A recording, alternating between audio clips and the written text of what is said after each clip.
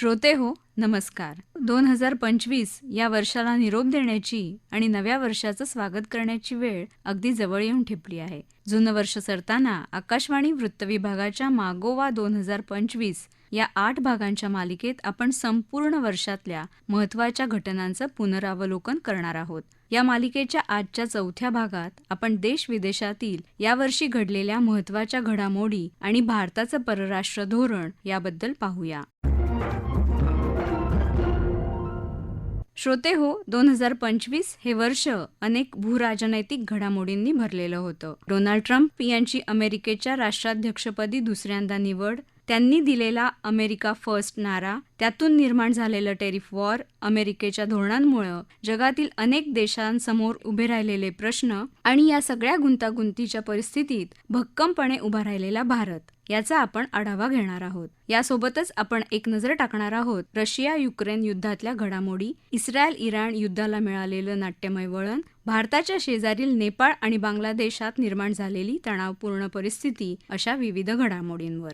श्रोते हो, अमेरिका ही जगातली सर्वात मोठी अर्थव्यवस्था. अमेरिकेनं घेतलेल्या निर्णयांचा जगभरातील अनेक देशांवर प्रत्यक्ष अप्रत्यक्ष परिणाम होत असतो. जानेवारी 2025 मध्ये डोनाल्ड ट्रम्प यांनी दुसऱ्यांदा अमेरिकेच्या राष्ट्राध्यक्षपदाची सूत्र हाती घेतली. यानंतर त्यांनी अमेरिका फर्स्ट या भूमिकेला अधिक बळ दिलं आणि त्यातून अमेरिकेनं स्वतःच्या आर्थिक आणि सामरिक हितसंबंधांना अधिक प्राधान्य दिलं. संरक्षणवादी व्यापार धोरणं, आयातीवर वाढवलेले कर आणि स्थलांतरावर घातलेले निर्बंध याबाबत ट्रम्प सरकारनं कठोर भूमिका घेतली. या धोरणांचा सर्वात ठळक परिणाम जागतिक व्यापारावर दिसून आला. चीन, युरोपियन युनियन, कॅनडा यांसारख्या देशांशी अमेरिकेचे व्यापारविषयक तणाव वाढले.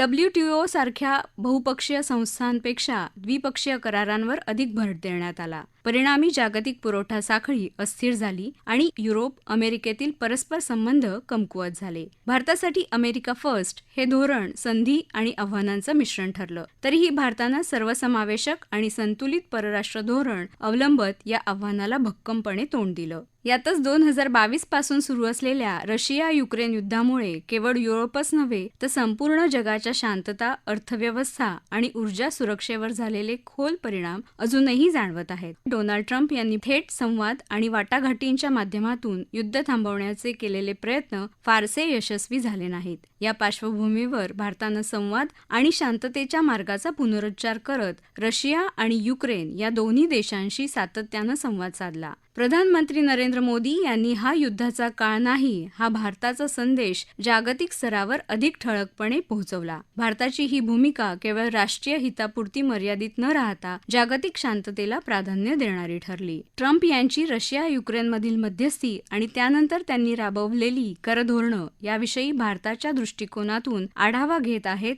आंतरराष्ट्रीय घडामोडींचे विशेषज्ञ शैलेंद्र देवळानकर.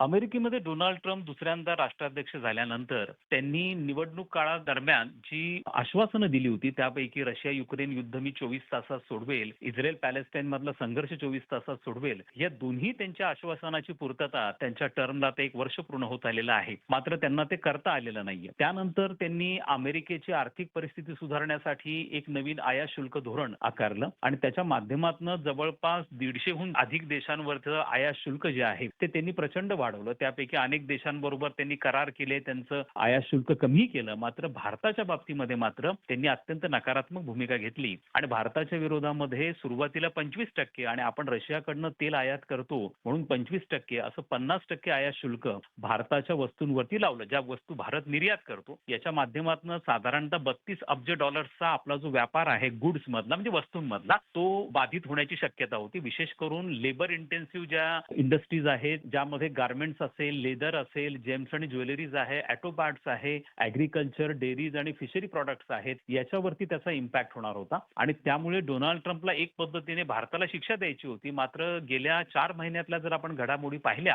तर या 4 महिन्यामध्ये भारताने इंग्लंड, त्याच्यानंतर ओमान आणि आता न्यूझीलंड अशा 3 देशांबरोबर मुक्त व्यापार करार केला. त्याचप्रमाणे रशिया बरोबर रशियाचे अध्यक्ष पुतिन यांच्या भारत भेटी दरम्यान अतिशय महत्वपूर्ण करार झाले. याच्या माध्यमातून पश्चिम आशिया असेल, युरोप असेल किंवा रशिया असेल यांच्या बाजारपेठांमध्ये भारतीय वस्तू ज्या विकल्या जाऊ लागलेल्या आहेत. आणि सगळ्यात महत्वाची बाब म्हणजे साधारणतः नोव्हेंबर आणि महिन्यामध्ये भारताची जी व्यापार तूट होती ती 16 अब्ज डॉलर्सनी कमी झालेली आहे. भारताचा जो नोव्हेंबर महिन्यामधला व्यापार आहे हा साधारणतः 38 अब्ज डॉलर्स एवढा प्रचंड मोठी भारताची निर्यात होती. भारताची शिपमेंट देखील 22% वाढलेली आहे. यामुळे डोनाल्ड ट्रम्प यांचा भारताला शिक्षा करण्याचा जो विचार होता तो पूर्णत्वाला आलेला दिसत नाहीये. किंबहुना या प्रसंगी डोनाल्ड ट्रम्प हे कुठेतरी हारलेले आहेत असं आपल्याला दिसून येतं. त्यांच्या आयात धोरणाचा कोणताही परिणाम हा भारतावरती झाल्याचं आपल्याला दिसून येत नाही. या वर्षाच्या मध्यात मे आणि जून महिन्यात आशिया खंडात तणावाचं वातावरण निर्माण झालं. एकीकडे भारत पाकिस्तान दरम्यान वाढलेली अस्थिरता तर दुसरीकडे इराण आणि इस्रायल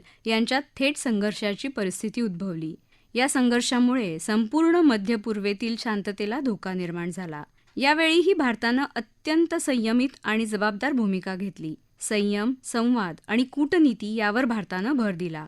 दोन्ही देशांशी असलेले भारताचे राजनैतिक आणि आर्थिक संबंध लक्षात घेता संघर्ष वाढू नये आणि प्रादेशिक शांतता टिकावी हीच भारताची भूमिका होती. आशिया खंडातील या संघर्षात भारतानं घेतलेल्या भूमिकेबद्दल माहिती देत आहेत आंतरराष्ट्रीय घडामोडींचे विशेषज्ञ अनेय जोगळेकर. यावर्षी मे आणि जून महिन्यामध्ये 2 महत्त्वपूर्ण घटना जगात घडल्या. त्यातली एक म्हणजे भारताने पाकिस्तानच्या दहशतवादी कारवायांविरुद्ध ऑपरेशन सिंदूर लॉन्च केलं. त्याचं युद्धामध्ये रूपांतर होईल का अशी भीती निर्माण झाली होती. पण भारताने या कारवाईमध्ये संयम आणि प्रगल्भतेचं दर्शन जगाला घडवलं. कारवाईची सुरुवात ही केवळ पाकिस्तानमधल्या दहशतवादी तळांविरुद्ध केली आणि जेव्हा पाकिस्ताननी त्याला प्रत्युत्तर देताना भारताच्या सैन्यावर तसंच भारताच्या नागरी केंद्रांवर हल्ले करण्याचा प्रयत्न केला तेव्हा भारताने त्याला चोख उत्तर दिलं. पण ते चोख उत्तर देताना कुठेही त्याचा युद्धात भडका उडणार नाही याची काळजी घेतली आणि त्यामुळे केवळ 4 दिवसामध्ये हा जो सशस्त्र संघर्ष आहे तो आटोपला आणि भारताने आपली सगळी उद्दिष्ट त्याच्यामध्ये साध्य केली.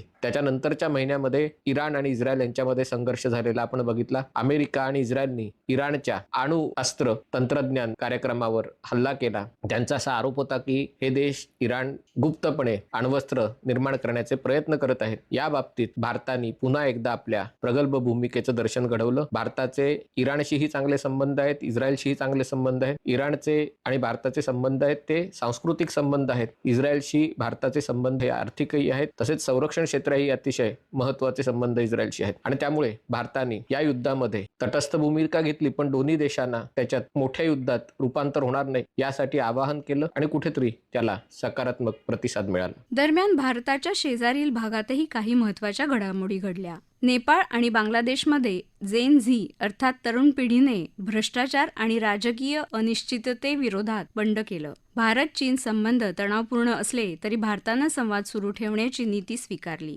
सीमावादावर तडजोड नाही, मात्र संवादाचे दरवाजे खुले ठेवण्याच्या भूमिकेवर भारत ठाम राहिला. जागतिक अस्थिरतेच्या काळातही SCO सारख्या मंचावर थेट संवाद साधत सामरिक संतुलन साधण्याचा प्रयत्न करण्यात आला.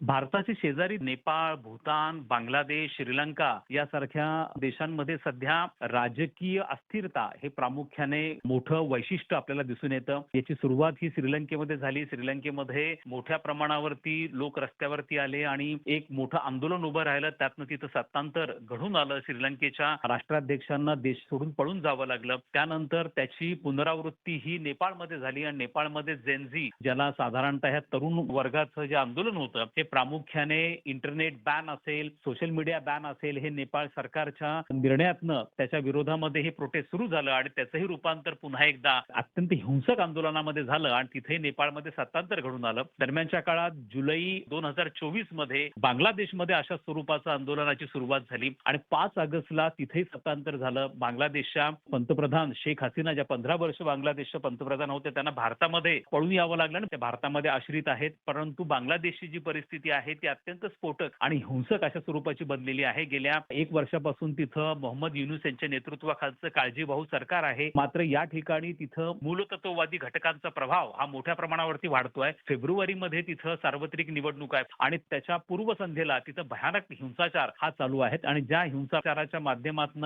प्रामुख्याने त्याला जातीवादी रंग दिला गेलाय. भारताला कुठेतरी विलन ठरवण्याचा प्रयत्न हा त्या ठिकाणी होतो आहे. यामागचं मुख्य उद्देश हा प्रामुख्याने जी निवडणूक होणार आहे फेब्रुवारीमध्ये आयदर ती पुढे ढकलण्याचा किंवा त्यामध्ये जे जातीवादी पक्ष आहेत त्यांना मोठ्या प्रमाणावरती बढावा मिळावा या दृष्टिकोनातून हा सगळा प्रकार घडतोय की काय अशा स्वरूपाची शंका उपलब्ध होण्यासाठी वाव आहे. मात्र ह्या सगळ्या गोष्टींवरती नियंत्रण ठेवण्यामध्ये मोहम्मद युनूस सरकारला अपयश येताना दिसतं आणि त्यामुळे भारत आणि बांगलादेश यांच्यामधले द्विपक्षीय संबंध अतिशय ताणले गेलेत. भारत आणि चीनच्या संबंधांमध्ये गेल्या 5 वर्षांपासून म्हणजे गलवानचा जो संघर्ष होता त्यानंतर भारत आणि चीन यांच्यातले संबंध कमालीचे खराब झाले होते. दरम्यानच्या काळात दोन्ही देशांदरम्यानची प्रत्यक्ष विमान सेवा ही देखील खंडित करण्यात आलेली होती. त्याचप्रमाणे अनेक चीनी कंपन्यांना भारतामध्ये गुंतवणूक करण्यापूर्वी आपल्या गृह विभागाच्या परवानगी देखील मॅन्डेटरी करण्यात आली होती. चीनचे जे सोशल मीडिया ऍप्स होते त्यांच्यावरती देखील भारतामध्ये बॅन करण्यात आलेला होता आणि दोन्ही देशांदरम्यान जवळपास सीमावाद सोडवण्याच्या संदर्भामध्ये चर्चेच्या 20हून जास्त फेऱ्या झालेल्या होत्या. मात्र आता त्याला काही प्रमाणामध्ये यश प्राप्त होताना दिसत आहे. विशेष म्हणजे सीमेवरती स्टेटस को मेंटेन ठेवणं या संदर्भामध्ये एक पद्धतीची सहमती विकसित झालेली आहे. दुसरं म्हणजे विमान सेवा जी आहे ती पूर्ववत झालेली आहे. पंतप्रधान नरेंद्र मोदी हे चीनच्या भेटीवर गेले होते शांघाय सहकार्य संघटनेच्या बैठकीला उपस्थित राहण्यासाठी आणि त्यावेळेला पुन्हा एकदा भारत, चीन आणि रशिया हे 3 देश ज्यांना टेंटलायझिंग ट्रायंगल असं म्हणतात हे 3 पुन्हा एकदा एकत्र येताना दिसत होते. विशेष करून डोनाल्ड ट्रम्प यांच्या आयात शुल्कामुळे आणि त्यांच्या एकतर्फी निर्णय घेण्याच्या धोरणांमुळे अनेक देश जी दुखावली गेली होती ज्यामध्ये रशिया, भारत आणि चीन या तिन्ही देशांचा समावेश आहे यांची एक पद्धतीची युती निर्माण होण्यासारखं चित्र झालेलं होतं. बदलत्या जागतिक राजकारणात भारतानं स्वतःला जबाबदार, सक्षम आणि नेतृत्व देणारी शक्ती म्हणून पुढे आणलं आहे. प्रधानमंत्री नरेंद्र मोदी यांच्या नेतृत्वाखालील जागतिक पटलावर भारताची प्रतिमा अधिक सशक्त झाली आहे. यावर्षी देखील विविध देशांकडून प्रधानमंत्री मोदी यांना सर्वोच्च नागरी सन्मान प्रदान करण्यात आले आहेत. देशांनी दिलेले हे सन्मान भारताच्या वाढत्या जागतिक प्रभावाचं प्रतीक आणि प्रधानमंत्री नरेंद्र मोदी यांच्या मैत्रीपूर्ण धोरणाला मिळालेला प्रतिसाद आहे. बदलत्या आंतरराष्ट्रीय परिप्रेक्ष्यात इतर देशांशी संबंध दृढ करण्यासाठी भारताकडून घेतल्या जाणाऱ्या या प्रयत्नांविषयी सांगताना अनेय जोगळेकर म्हणाले, सध्याच्या अस्वस्थ जागतिक परिस्थितीमध्ये भारत स्थैर्याचं आणि शांततेचं प्रतीक म्हणून संपूर्ण जगासमोर आलेला आहे. भारताची अर्थव्यवस्था वेगाने वाढत असून सध्या ती जगात 4थ्या क्रमांकाची अर्थव्यवस्था आहे आणि पुढच्या काही वर्षातच ती 3ऱ्या क्रमांकावर आणि कदाचित त्याच्यानंतर 2ऱ्या क्रमांकावर जाऊन पोहोचणार आहे. बदलत्या जागतिक परिस्थितीनुसार आंतरराष्ट्रीय राजकारणात विविध गटांच्या राजकारणाला आणि परिषदांना सहकार्याला अतिशय महत्त्व आलेलं आहे आणि त्यामुळे परराष्ट्र धोरणाचं नेतृत्व हे एका प्रकारे पंतप्रधान कार्यालयाकडे आलेलं आहे आणि त्यामुळे भूतकाळाच्या तुलनेत सध्याच्या जगामध्ये पंतप्रधान असोत किंवा राष्ट्रपती असोत त्यांचे परदेश दौरे आणि इतर जागतिक नेत्यांची भेटीगाठी घेणं तसंच महत्त्वाच्या परिषदांमध्ये सहभागी होणं या गोष्टींमध्ये मोठ्या प्रमाणावर वाढ झालेली आहे. पंतप्रधान नरेंद्र मोदींनी 2014 साली आपल्या कामाला सुरुवात केल्यापासून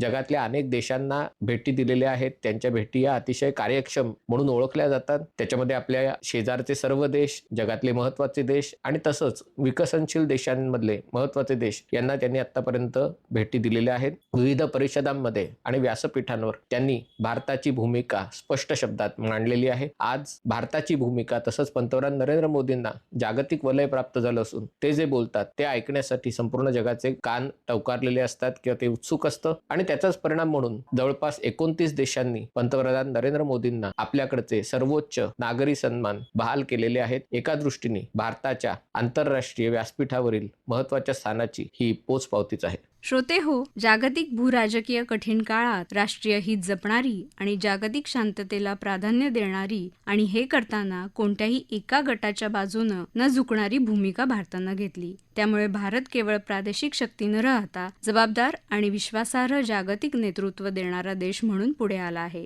G20 सारख्या जागतिक मंचावरील यशस्वी सहभाग, प्रमुख देशांशी दृढ होत चाललेले संबंध आणि आंतरराष्ट्रीय स्तरावर मिळालेले सन्मान हे भारताच्या वाढत्या प्रभावाचं स्पष्ट द्योतक आहे. येणाऱ्या काळातही बदलत्या जागतिक परिस्थितीत भारताची ही संतुलित, स्वायत्त आणि दूरदृष्टीपूर्ण भूमिका अधिक निर्णायक ठरेल यात शंका नाही. श्रोते हो, आपला मागोवा 2025 हा कार्यक्रम आपण न्यूज ऑन AIR या ॲपवर देखील लाईव्ह ऐकू शकता. याशिवाय आमच्या मुंबई एअर न्यूज या YouTube वाहिनीवर कार्यक्रमाचं ध्वनिमुद्रण आपल्याला कधीही ऐकता येईल. याबरोबरच आजचा मागोवा 2025 हा कार्यक्रम संपला. हा कार्यक्रम आकाशवाणीच्या प्रादेशिक वृत्त विभागानं सादर केला. संपादन आणि सादरकर्त्या संगीता गोडबोले, निर्मिती सहाय्य गुरुनाथ तेरवणकर, लेखन आणि समन्वय ज्ञानदेव शेलार, निवेदन प्रज्ञा तळेगावकर.